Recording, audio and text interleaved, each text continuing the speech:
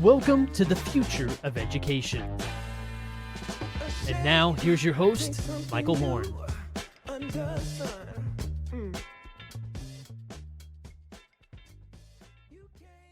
Welcome to the future of education, where we are dedicated to building a world in which all individuals can build their passions, fulfill their potential, and live a life of purpose. And to help us think through that journey today, we have a very special guest, Manisha Snoyer, who has worked with several thousand families and students, providing teaching, tutoring, education, and more. And she's the CEO and founder of Teach Your Kids, which is a podcast and online homeschooling community. And we're going to hear a lot more about that in just a moment. But its mission is to really change the way families engage in homeschooling and make the customization inherent in the choice to homeschool much more accessible to many, many more individuals. So with that as prelude, Manisha, it's good to see you. Thanks so much for joining us. Michael, it's so great to see you. I feel like we connected almost 10 years ago, and it's so wonderful to be having our first face-to-face conversation right here with everybody else. I was thinking the same thing, and I would love you to just tell your own journey into education because, as you mentioned, you and I met well before the pandemic. I remember very well when you were developing an earlier startup, Cottage Class, which was on the bleeding edge, I think, of the micro school movement. But tell us in your words, your own journey into education and homeschooling. I would be very happy to. And I was actually just thinking about this today because I know there are a lot of exercises around writing out your life purpose and your vision and mission for your life. But I really feel like I fell into this territory completely by accident and almost never chose it in a way. So I was pounding the pavement as an actress in New York City in the early 2000s and needed a way to make a living. And everyone in my family is a teacher. So I kind of reluctantly became a tutor because that seemed like the easiest thing to do. And before long, not making an income in acting, I found that I had taught over 3,000 children in 18 subjects in every kind of learning environment you could imagine in 3 different countries. And so including teaching at some of the most elite private schools in New York City, because I was also a substitute teacher, and some of the, I guess you could say, worst public schools and everything in between, including I had a 3-month stint as the music teacher at PS 29, which is one of the most wonderful public schools in Brooklyn. And after several years of doing this, I really started to feel deep in my soul that our education system was broken at every level, from these $60,000 a year schools to even the best of the best in the public education department, but with a lot of really amazing teachers who wanted to do the best they could and just had so much knowledge and expertise. And through thinking about this, I discovered that there was this incredible homeschooling movement.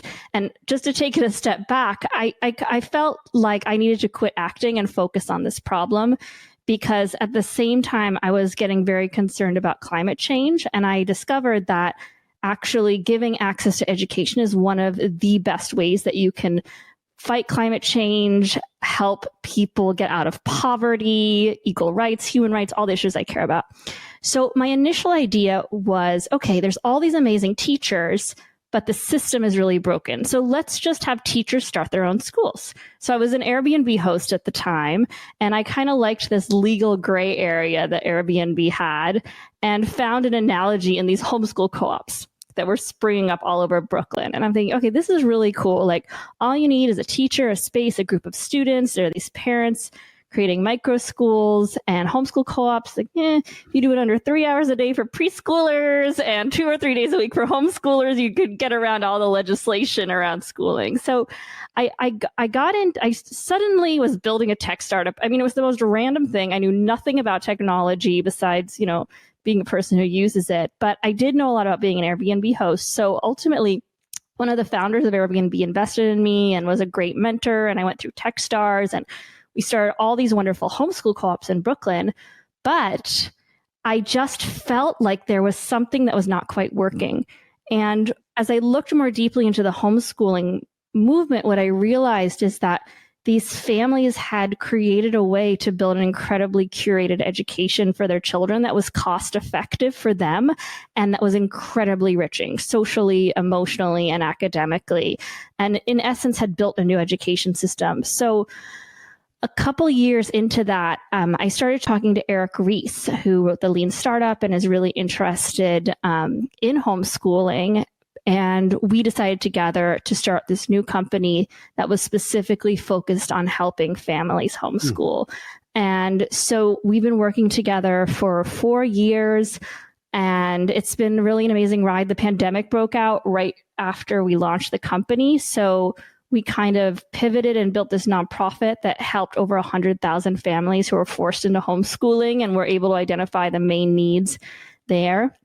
And today what it is a online homeschooling community and a podcast, and families can use our curriculum planner to find high quality secular learning materials based on 200 different children's archetypes that I've identified. And we really offer a lot of information and support, because what I've identified is that one of the hardest things is for parents to have that confidence that they can be their child's teacher. It really requires a paradigm shift. So I'm putting a lot of my focus there. Super fascinating. And I remember our conversations when you were doing what I called the Airbnb of homeschooling. Yes, Something that exactly. I think I had written the line in a couple articles as a throwaway, and then you were like, I'm actually doing this. Yes. And it seems that it's still a current, though, in the work you're doing, which is to essentially make this DIY education much more accessible to many more people. And from the outside, it looks like, and this is my characterization, so I'd love you to push back if I have it wrong. Sure. But teach your kids, in some ways, it feels like it's like a facilitated exchange. Like it's a way to organize the hundreds and hundreds of options out there in terms of curriculum, classes, friends and caregiving, teachers, assessments, support, to make it far easier to sort of snap these different Lego blocks, if you will, together to create that personalized education. How does that feel? Absolutely. I mean, the way I see it is as a modular approach to education. So there are all these resources that are out there and that are emerging, but for a parent, it can feel totally overwhelming. So you might not know, for example, my focus has been largely on the secular homeschooling community. And a lot of curricula are religious, but they don't say that they're religious. Or they might say that they embrace neutral science because they don't want to offend anybody, but that's actually not an evidence-based approach to science. And a lot of religious people would like an evidence-based approach to science because it's compatible with a lot of religious beliefs. And so what I've done in the past, people have just scanned through tens of thousands of comments in homeschooling groups and tried to find what's the best fit for their child. And what I've done is I've talked to hundreds of parents and scanned through these tens of thousands of groups and tried the curriculum myself to help identify which curriculum will actually help students, and also how to find tutors. But really important, and I don't want to ignore this, is just helping parents have the confidence that they can do it. Because I find that once people get going, they're really off to their races. But this idea that a parent could help their child learn is so radical still. And so that's the real shift that I'm trying to help happen. It's so interesting because it was the First Lady, Barbara Bush, right, that long ago said the parent is the child's first teacher. And yet we sort of keep running from that in some ways. But you mentioned secular homeschooling, obviously, and it's no longer new to note that that's the biggest and fastest growing portion of schooling in the United States. That homeschooling obviously is the fastest segment, and it's largely driven by secular homeschooling in particular, that the complexion, right, of homeschooling has changed over the last 2 decades, let's say. And I'm just sort of curious because we also see in surveys that for many families, they're like, I would love a homeschooling experience or a hybrid homeschooling experience, right? Just a few days at home, maybe a couple days outside. And yet it seems that it remains aspirational for many families and out of reach.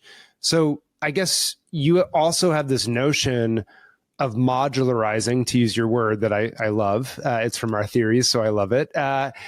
Socialization from childcare and the learning itself to also make this more accessible, I'd love you, independent of the confidence questions, sort of the practical questions of childcare and learning and things of that nature, just to sort of talk about what does it mean to decouple these things and how would that work? Absolutely. So my opinion, as you know, is that school is trying to do socialization, childcare, and education.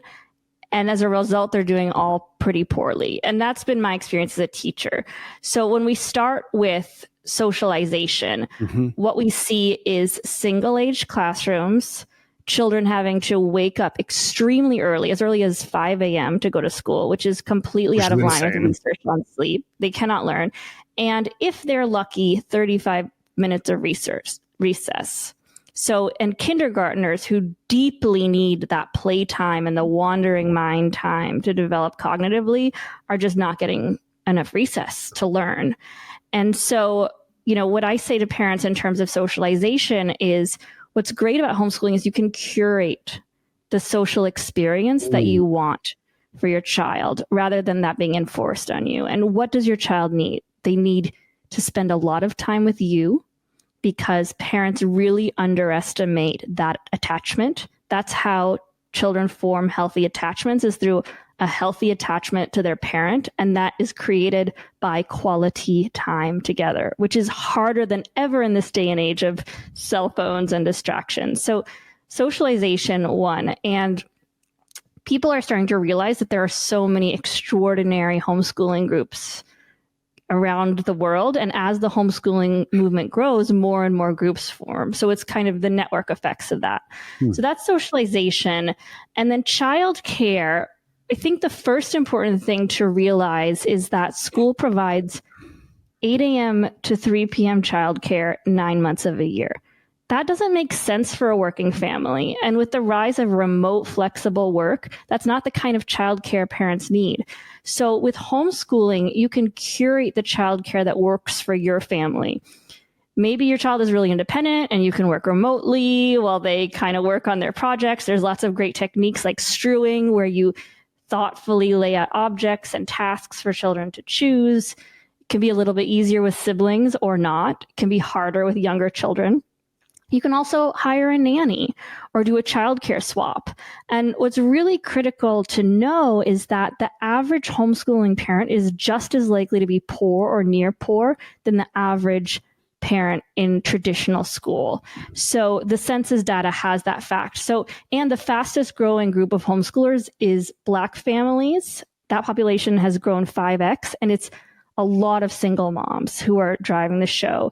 So they've found alternative solutions for their childcare that work better for them. They're doing swaps with other families. They're going to homeschool co-ops or micro schools.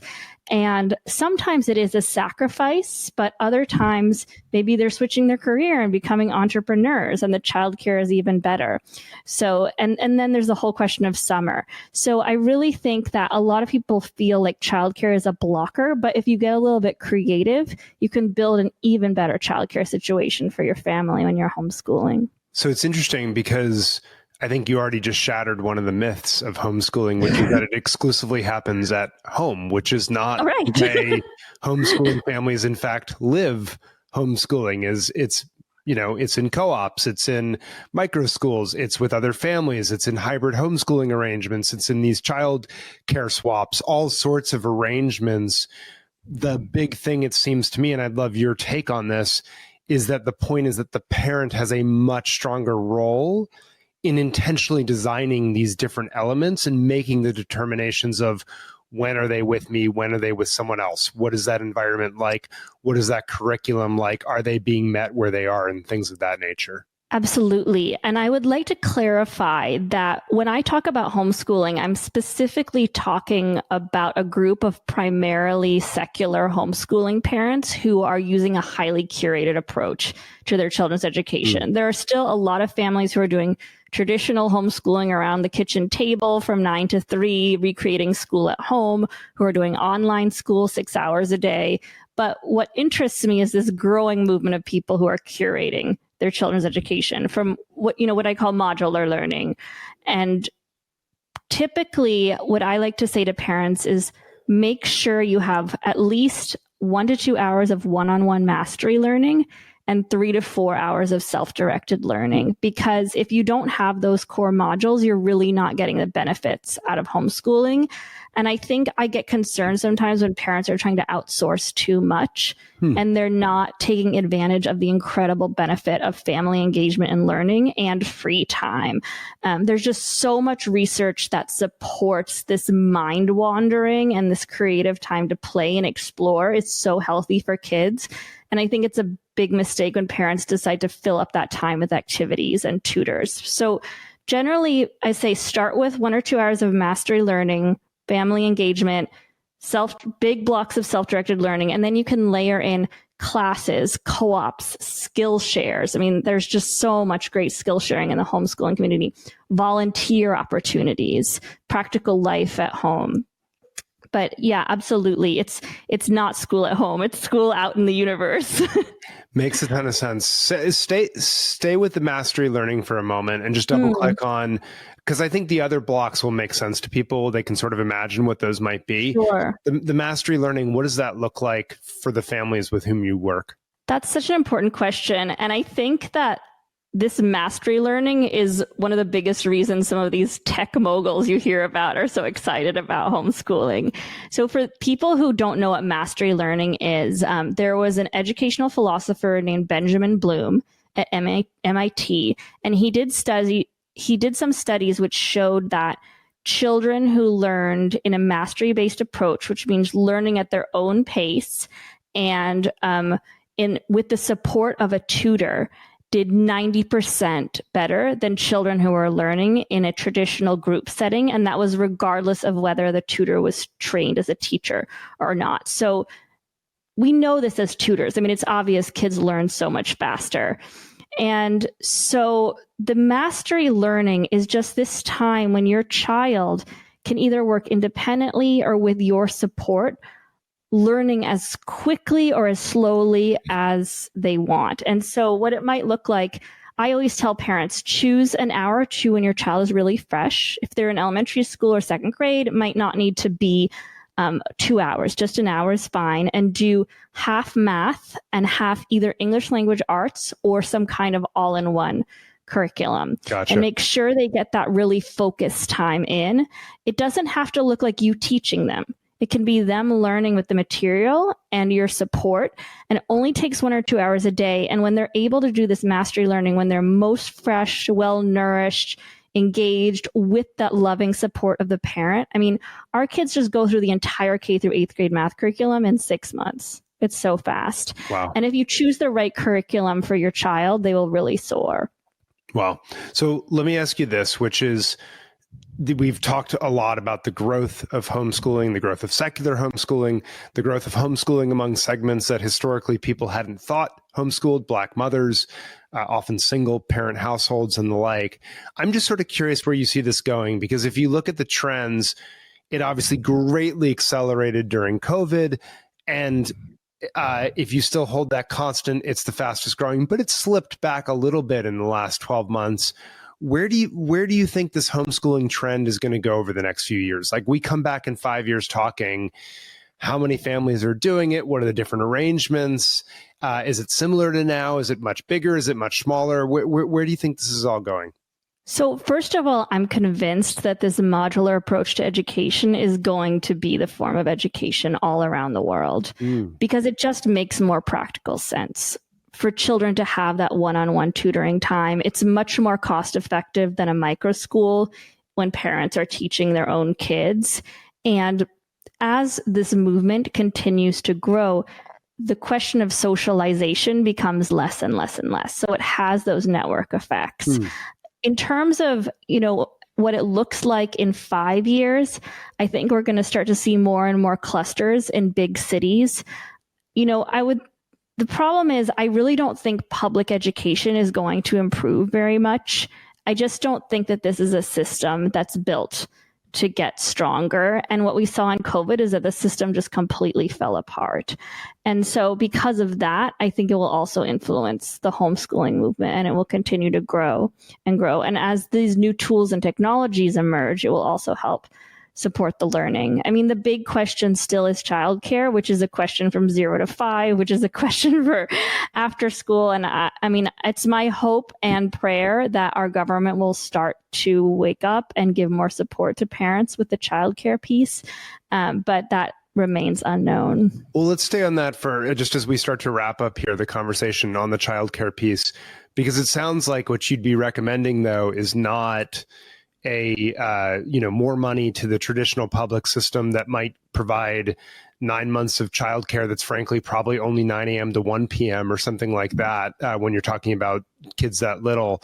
But instead, it sounds like you're talking maybe a subsidy directly to the parents themselves that they would choose where and when and things of that nature. But I don't want to put words in your mouth. I'm just sort of curious, or I'm very curious, how you would design this support for families to make all these other modular forms of education more accessible to them. Well, I really love what's happening in Arizona, where families are getting a voucher to homeschool their children as they see fit. I think we are going to have to think about accountability in homeschooling. But I don't think that necessarily should be too difficult. There's a MAP growth test that kids can take. And frankly, rather than providing more accountability, I would always suggest providing more support.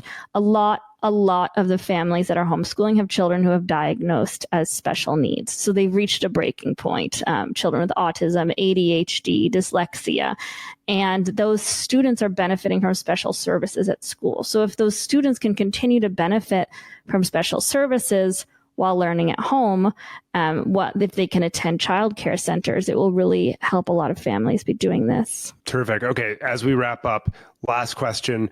For those who want to learn more about Teach Your Kids, want to get part of the community, what should they do? Where can they find you? How can they be part of the podcast and sort of the broader network and community that you're creating? Thank you so much for asking that question, Michael. So they can visit teachyourkidspod.com and sign up to join our community. We have a Substack, and you can join as a free member and just get notifications about new podcast episodes, or you can pay every month, I think $15, and then you get access to our online WhatsApp groups, and you can ask other parents for advice and also get 25% off our online clubs. So it's pretty easy to sign up, and I'm always happy to answer questions, especially the most challenging and controversial ones. I'm sure we have ideas and support for you for whatever it might be, from childcare to making friends to finding the perfect curriculum for your child. No, that makes a ton of sense. And that's neat that you're also providing the WhatsApp group and so forth, because we had Outschool.org, Chris Comaforo, come on the show a few months back. And his big finding from the education savings accounts that you referenced earlier was that it wasn't just the money that was important. It was also trusted information from fellow parents that would really activate parents from all walks of life to use the dollars for their kids, which is probably what you're finding in these groups. 100%. And I know we're wrapping up, but I want to say that we are more isolated than ever. And it's not just kids that need friends. Parents really need friends to help raise their children. And I think our parents have been able to make very meaningful and deep friendships through our groups, and that's been a lifesaver for them. Well, Manisha Snoyer, thank you so much for building this community for all of us and for Teach Your Kids. And thank you so much for joining us on the show. Thank you so much for your great work and your research. And it's an honor to be here. Thank you so much for having me. All my pleasure. And for those tuning in, thank you again for joining us on The Future of Education. We'll be back next time. Under sun.